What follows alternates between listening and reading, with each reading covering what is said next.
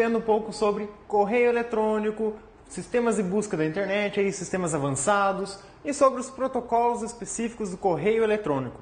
Então, beleza. Quando a gente fala em correio eletrônico, a primeira coisa que você tem em mente é os campos. Esses caras aqui eram questões antigas da sua banca, que estão voltando aí para as provas do concurso. Estão começando a cobrar sobre esses caras. Que tipo de questões eles vão cobrar? Bom, aqui nós temos os principais campos do seu e-mail, tanto cliente de e-mail quanto web e-mail. Quando você vai escrever um e-mail, você tem que seguir esses campos aí. Bom, primeira coisa é você determinar o seu destinatário. Então esse cara aqui é um campo obrigatório, em que você tem que colocar para quem você quer enviar a mensagem de e-mail. Quando um nome aparece aqui ou vários endereços de e-mail, ele vai aparecer para quem receber. Ou seja, você coloca lá destino 1, destino 2, ponto e vírgula, ou só separado por vírgula, depende de cada serviço de e-mail. Todo mundo que aparecer aqui, todos que receberem, vão ver para quem você enviou.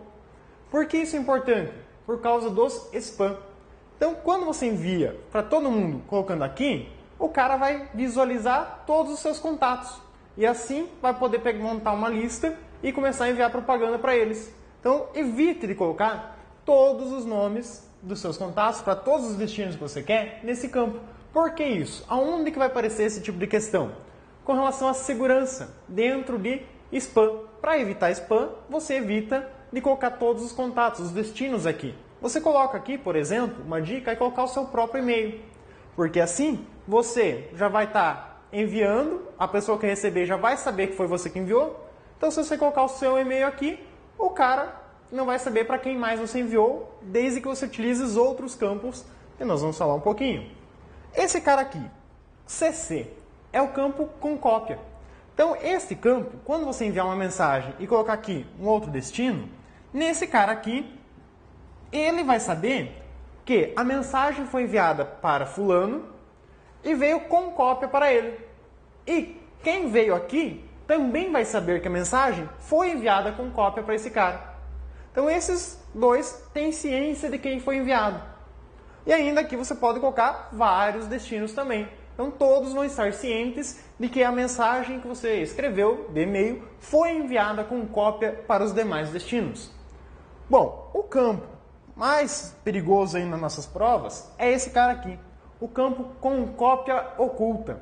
Esse cara é o cara que vai te ajudar a prevenir spam, porque nesse cara ele vai funcionar da mesma forma como o com cópia. Só que, enquanto no com cópia todos sabiam quem tinha recebido a mensagem, no com cópia oculta, quem recebe uma cópia não sabe para quem foi as demais cópias, ou mesmo os destinos, ele só vai saber um destino se você colocar só um. Agora todo mundo que estiver aqui, ele vai enxergar normalmente. Então, no com cópia oculta é o cara que vai te ajudar com relação lá aos spam. Lembre bastante disso na hora da prova, nas questões de segurança da informação. Beleza. Assunto. É para você colocar um nome simples que possa ajudar na hora de você localizar o e-mail ou para que a pessoa saiba sobre o que se trata aquele e-mail. Difícil cair na sua prova. Anexos. Anexos, o que pode cair é com relação ao tamanho. O tamanho de um anexo depende do servidor de e-mail que você está utilizando. Por exemplo, Hotmail permite 10 MB. Gmail, quando é enviado de Gmail para Gmail, você pode adicionar até 20 MB dentro do anexo. Então, a diferença que varia, então, desses servidores para servidores. Posso ter vários arquivos enviados como anexo, ou somente um. Então, aqui é só os arquivos que você anexa. Ele vai ser importante quando eu for retomar sobre os protocolos que nós vimos sobre a parte da internet, com relação aos protocolos de correio eletrônico. Então, esse cara é importante também. Corpo da mensagem. Aqui vai a mensagem como você quer. Ela pode ser somente um texto puro colocado lá dentro. Você coloca lá, digita só o texto na mensagem. Vem a ideia de TXT lá do texto puro. Mas também ela pode ser uma página que tenha conteúdo HTML. Então você pode escrever lá imagens, colocar uma imagem dentro do corpo da mensagem. Pode colocar algum link de vídeo. Então você tem vários recursos que você pode estar colocando aqui dentro do seu corpo de mensagem. Então você pode utilizar aí HTML dentro da mensagem. Aí você tem na hora de enviar às vezes, que especificar que é HTML ou não. Depende o que você está utilizando para escrever essa mensagem. Com isso, fecha a ideia geral do cliente do correio eletrônico. Mas as principais perguntas sobre o correio eletrônico vão estar sobre esses pontos aqui. Você saber a diferença entre webmail e a diferença entre cliente de e-mail. Então, qual que é a diferença entre um e outro? É isso que a sua banca vai pedir para você. Então, quando a gente fala em webmail, esse cara, você vai estar utilizando um browser para acesso.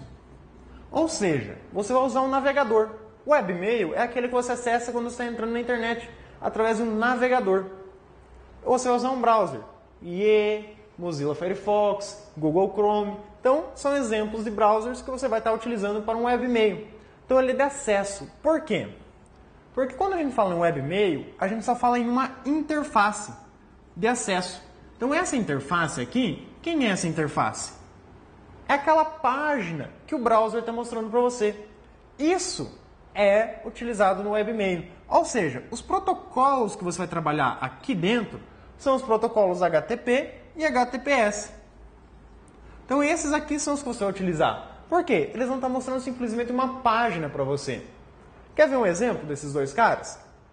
Você vai acessar a sua conta de e-mail, que você tem o HTTPS, um protocolo seguro. Então, no momento que você for utilizar seu usuário, login e senha, você vai passar em uma página que vai indicar o protocolo HTTPS.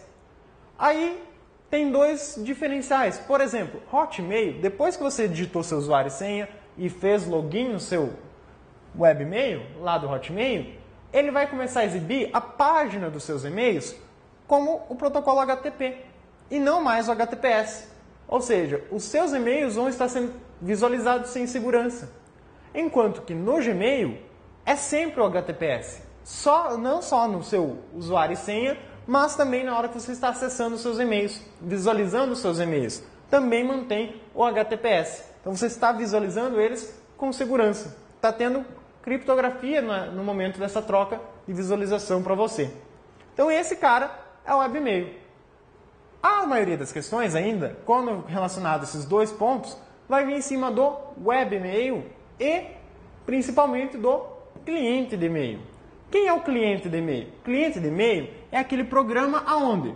No seu computador, lá no seu PC. Então, é um programa instalado no seu computador. Então, a banca falou, programa de e-mail é o cliente de e-mail. Então, a banca falou, estou acessando via browser, é o webmail. Então, são palavras-chave. Ela coloca lá, programa. É o mesmo que dizer cliente de e-mail. Programa de e-mail, cliente de e-mail. Ou programa de correio eletrônico. É a mesma coisa. Aí, tranquilo, é um programa. Exemplos aí de clientes de e-mail que nós temos. Bom, quando a gente fala em cliente de e-mail, nós temos lá da Microsoft, Outlook. A Outlook tem várias versões, Outlook Express, Outlook Plus, então são vários aí na brincadeira. Aí nós temos também o Mozilla, o Thunderbird. Então esse cara aqui é também um cliente de e-mail. Assim como um outro exemplo é o Eudora.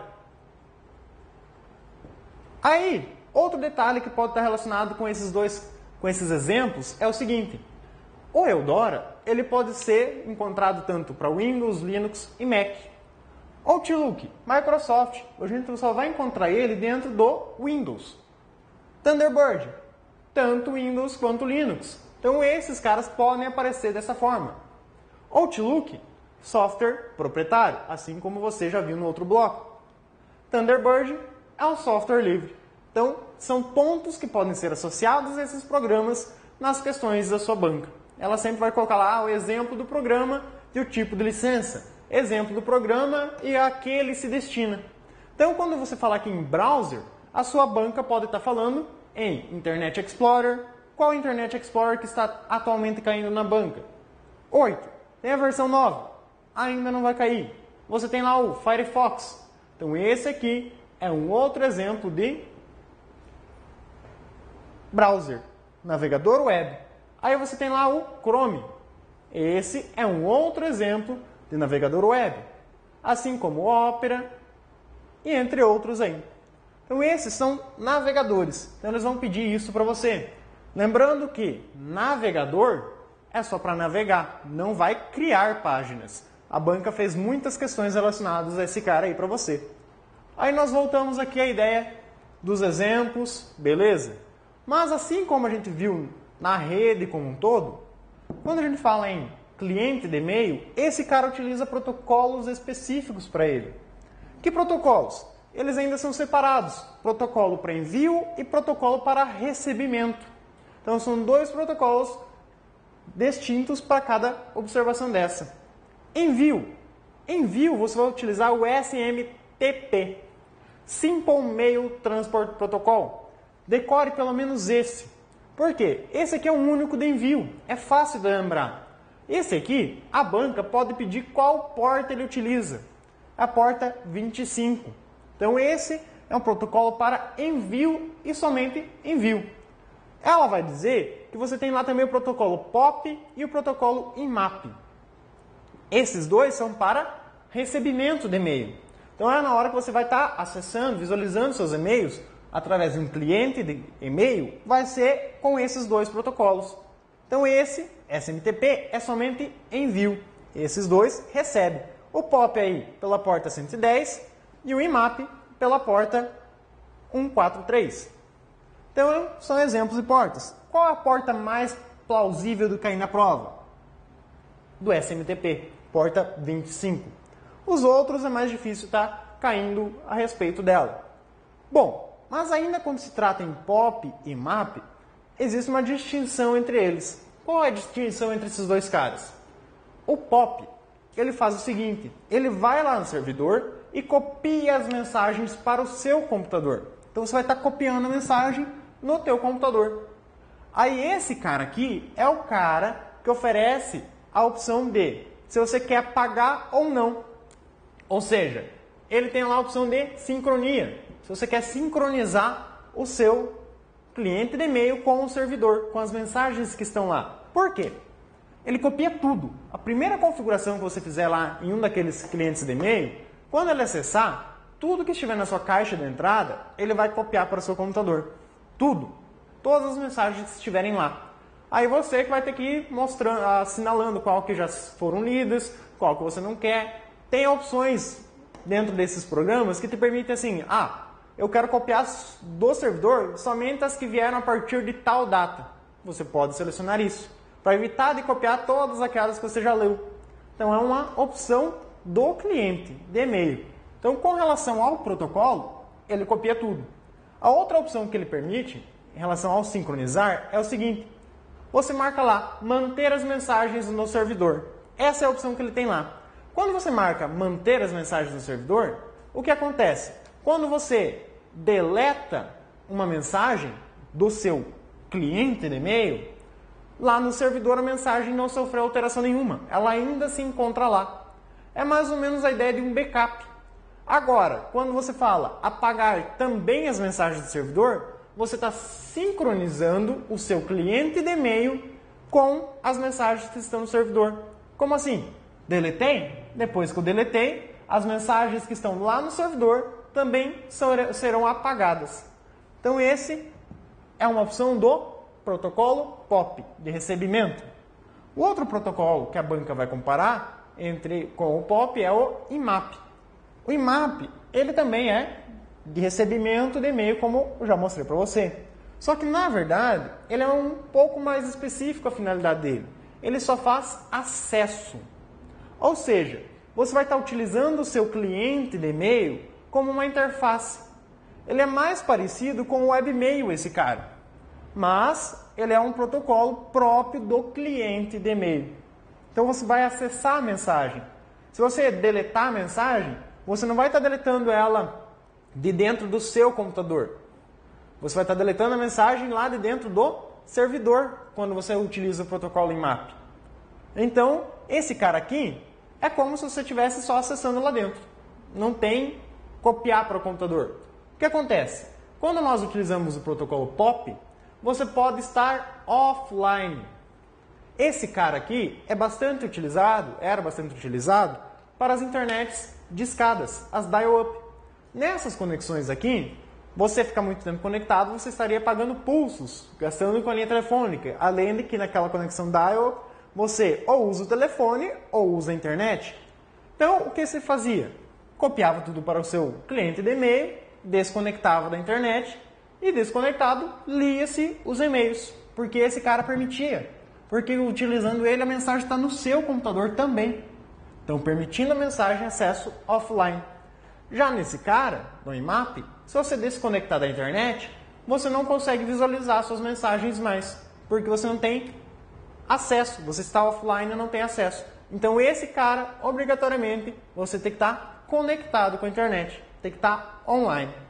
Eu vou passar para você agora um pouco sobre os protocolos mais gerados para você fazer uma pesquisa avançada, ou seja, as regras de pesquisa avançada. O protocolo é a ideia de uma regra. Então você vai fazer as regras de pesquisa avançada para os motores de busca, que aí é um ponto que as bancas estão cobrando no geral, novidade aí para os concursos públicos. Vamos ali para o próximo quadro.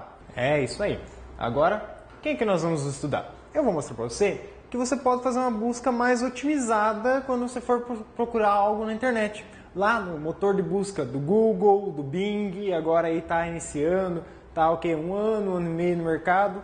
É um cara, digamos, novo, mas na verdade era o antigo MSN lá, a busca do MSN da Microsoft. Então esse cara aí também obedece às mesmas regras que nós temos aqui para as opções avançadas de pesquisa. Então, por exemplo, essa aqui é a mais comum que você utiliza. Você quer fazer uma busca por uma frase exata. Você vai colocar ela entre aspas. Então você coloca lá, vou buscar uma frase. Busca pela frase. Então você vai lá e digita essa frase e coloca as aspas. Então você vai fazer uma busca exatamente. Todos os resultados tem que ter essa frase exatamente como você escreveu. Então ele não vai buscar resultados que só aparecem lá a palavra busca e não tem o resto da frase. Ele só vai buscar exatamente os resultados, só vai mostrar você lá na lista de resultados os que incluem a frase inteira da forma como você digitou. Esse é o mais utilizado, é o mais fácil de você lembrar. Agora, quando você quer buscar um domínio, quando você tem lá o nome de um site que você não lembra, por exemplo, eu quero buscar os domínios do Alfa Concursos Públicos, quero saber quantos sites o Alfa Concursos Públicos tem. Aí você vai encontrar o Alfa Concursos Públicos e o Alfa Concursos Públicos Online. Então você vai encontrar os dois caras quando, por exemplo, você for lá no seu navegador e digitar lá dentro do campo de busca do seu motor de busca a opção site, e escreve lá Alfa. Então você vai buscar os domínios que tenham no nome do domínio a palavra alfa. Então tem alfaconcursospúblicos.com.br. Então vai aparecer na lista esse cara. Aí tem lá Alfa Colégio, vai aparecer lá Alfa Colégio. Então são buscas pelo domínio. Então aparece lá no domínio tendo essa palavra que você digitou aqui. Então nesse caso você tem um espaço aqui no meio. Bom, o outro termo, outro exemplo de busca avançada é você utilizar o menos. Só que, cuidado com esse cara. Porque quando você vai fazer uma busca exclusiva, excludente, que você quer excluir termos, por exemplo, eu tenho o termo 1 e tenho o termo 2. Aí eu não quero fazer uma busca que apareça nas buscas, no resultado, na lista de resultado, buscas que tenham a palavra termo, porém, não pode ter, nessas páginas de resultado, o termo 2. Só quero que apareça o termo 1 e nas que aparece o termo 1 não apareça o termo 2.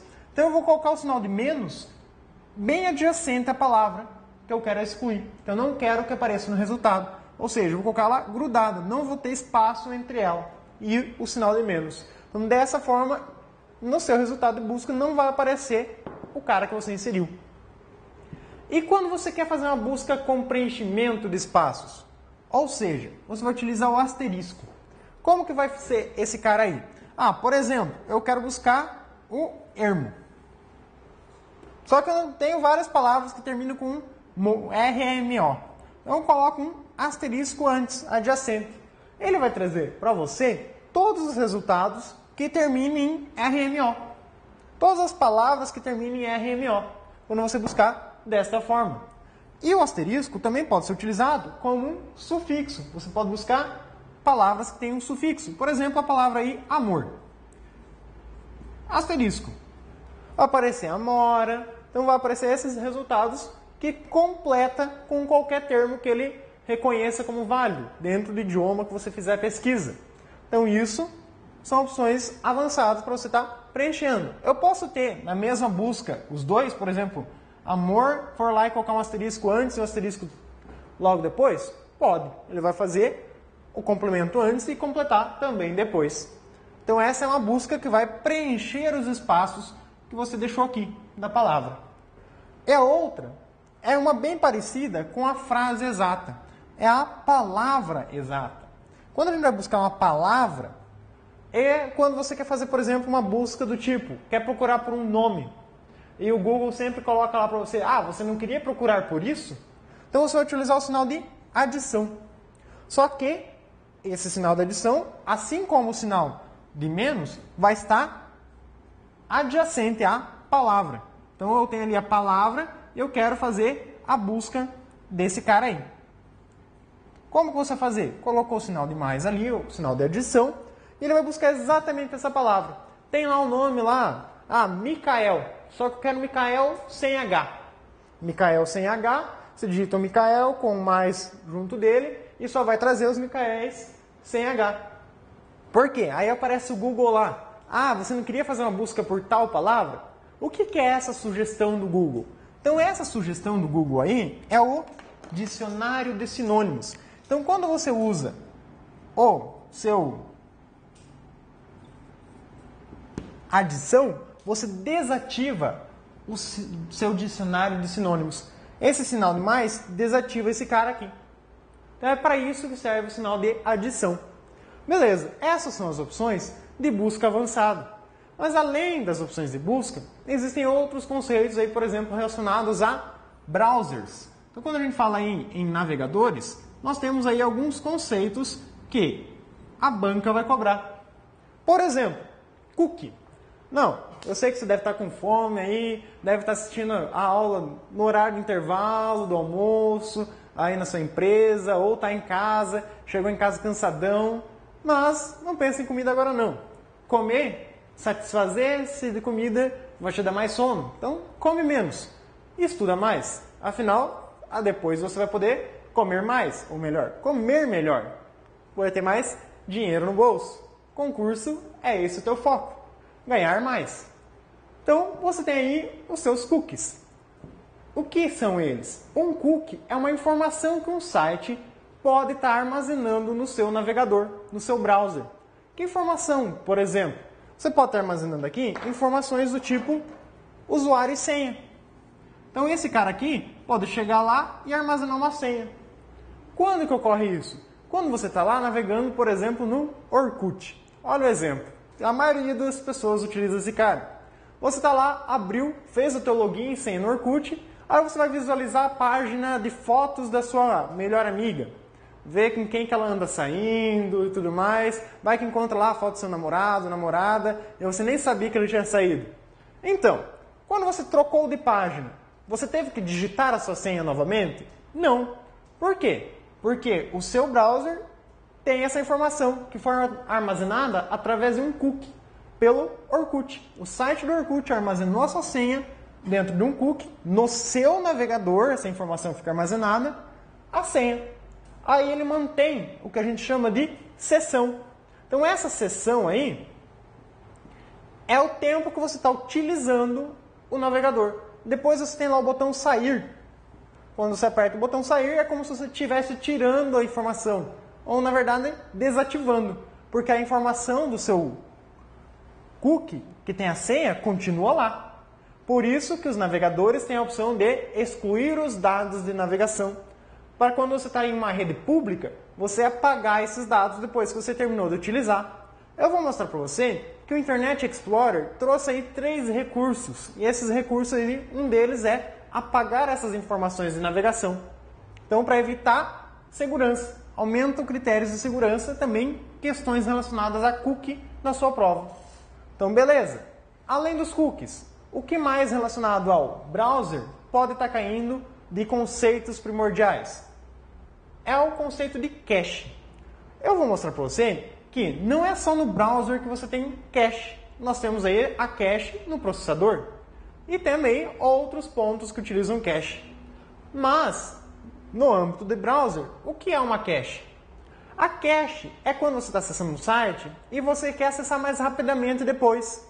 Então é como se fosse uma memória temporária. Então ele armazena informações sobre a página que você acessou no teu computador. Como o que, por exemplo? Como imagens.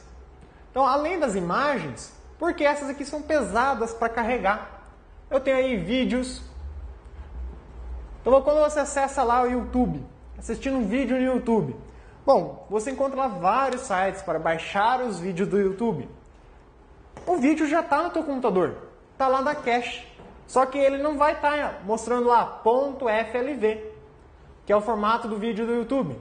Você tem que dizer para aquele arquivo que ele é daquele formato.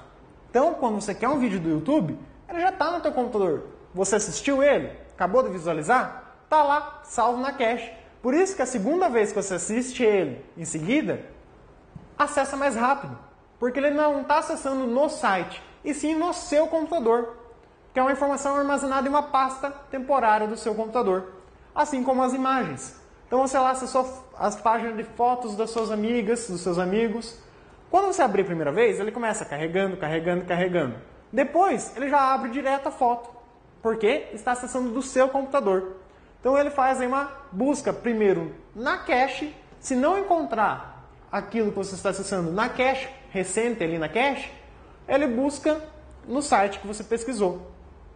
Então essa cache do navegador, ela tem um tamanho fixo, que conforme extrapolou esse tamanho, ela vai sobrescrevendo as informações que está lá dentro com as dos sites mais novos que você vai acessando, com as novidades aí. Mas cache também pode estar relacionado a um servidor, o servidor proxy. O que esse servidor proxy faz? Você tem lá o seu computador, dentro do seu computador está o navegador, também tem a cache. Mas, além desse cara, você está, por exemplo, em uma rede. Dentro da rede, pode ter um servidor, tá lá, que é o servidor de proxy. Aí daqui sai para a internet. O que acontece? Em redes aí institucionais, a maior parte utiliza essa ideia.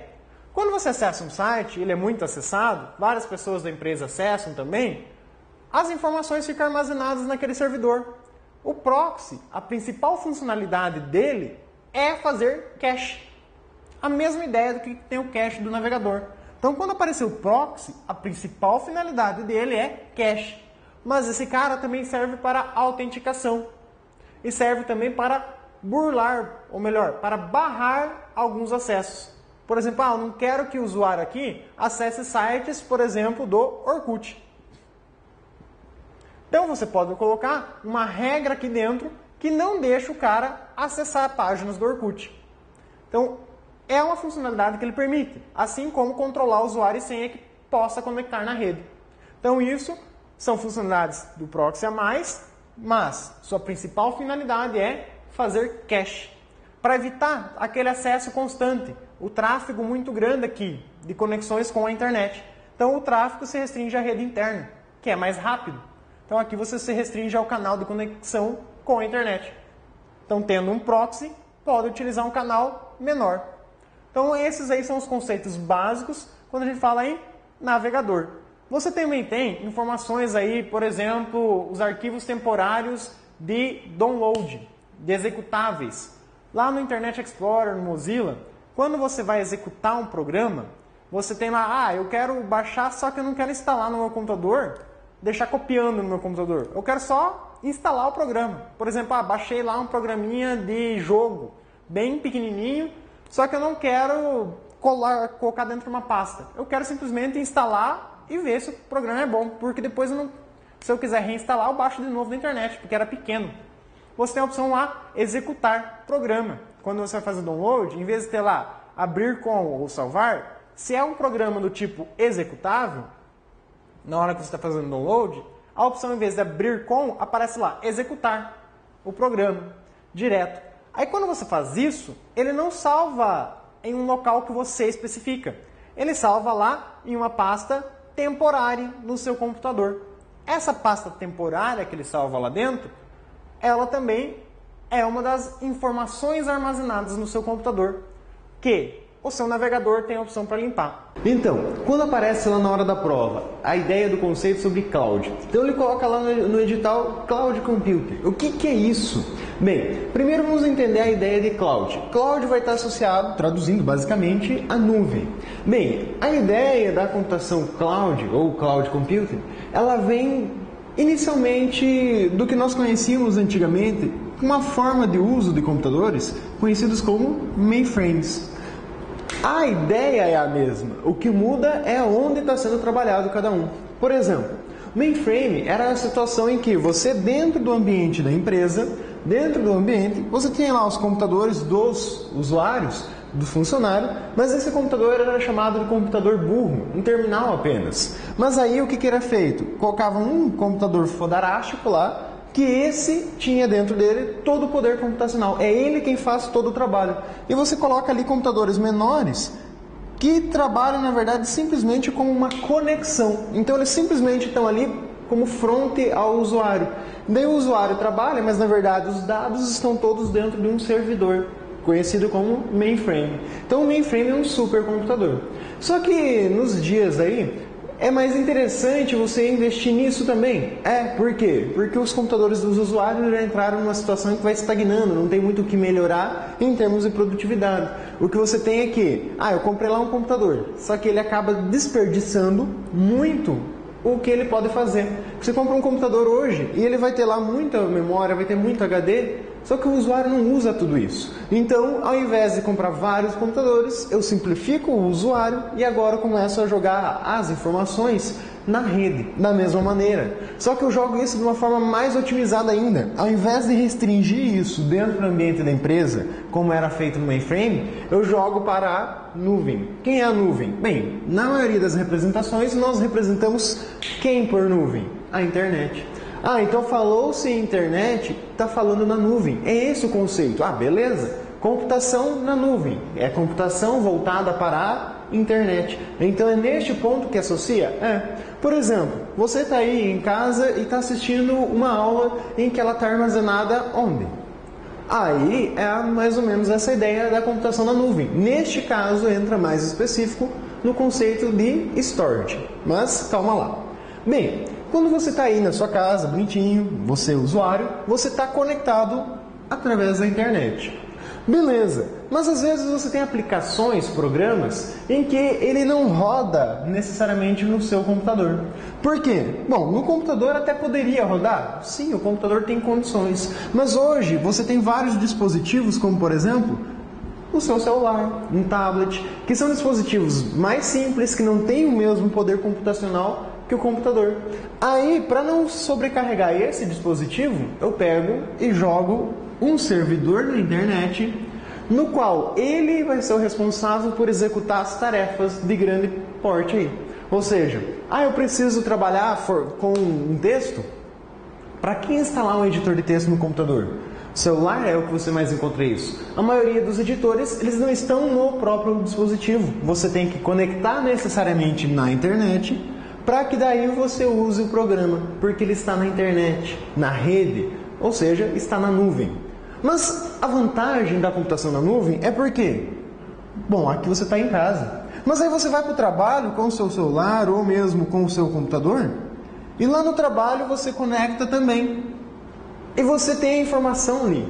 Ele já está na nuvem. Em qualquer lugar que você vá, a informação ela está no mesmo lugar, ela está centralizada na nuvem. Ou seja, essa ideia de centralizar na nuvem é um pouco abstrata. Por quê? Porque a nuvem ela é dispersa. Mas, aí eles especificam os conceitos. Fala a respeito de cloud associado a storage. O que é storage? Basicamente, você está falando sobre armazenamento. Então, você vai trabalhar com a ideia de armazenar um dado na nuvem. É aqui que você começa a ideia de servidores, onde que esses servidores você simplesmente disponibiliza um conteúdo. Por exemplo, a aula que você está assistindo, ela encontra-se em um servidor na nuvem, na internet, no qual tem a especialidade de trabalhar com um tipo de transmissão de mídia conhecida como stream. Ou seja, o vídeo que você assiste no online é um vídeo via stream. Essa é a tecnologia, mas está num servidor aí nessa ideia de cloud storage. Hoje você pode ver que existem inúmeros aplicativos com essa finalidade, mas você tem a situação que é dita assim: eu preciso necessariamente instalar alguma coisa para usar a computação na nuvem? Não necessariamente. É justamente essa a principal finalidade, você não ter que instalar novos programas no computador. Você simplesmente conecta na internet e o dado está lá, você utiliza ele. Mas você pode ver aí que existem programas como, por exemplo, o Dropbox. O que esse programa faz? Ele sincroniza uma pasta do seu computador com uma pasta no servidor da internet, lá disponibilizando, em que qualquer computador que tenha aquele programa instalado está sincronizado, ou seja, está tudo ali os dados. O Dropbox é uma excelente ferramenta aí para você, de certa maneira, manter uma segurança dos dados, que também é algo oferecido pela storage aí da cloud. Aí você observa que também fala assim simplesmente em computação na nuvem. E essa é aquela ideia inicial que a gente falou, simplesmente atribuindo o nome aos bois aí. Então eu estou falando na minha computação, onde eu faço todo o processamento das informações dentro dessa rede que é a internet. Então esse é o conceito de Cloud Computing.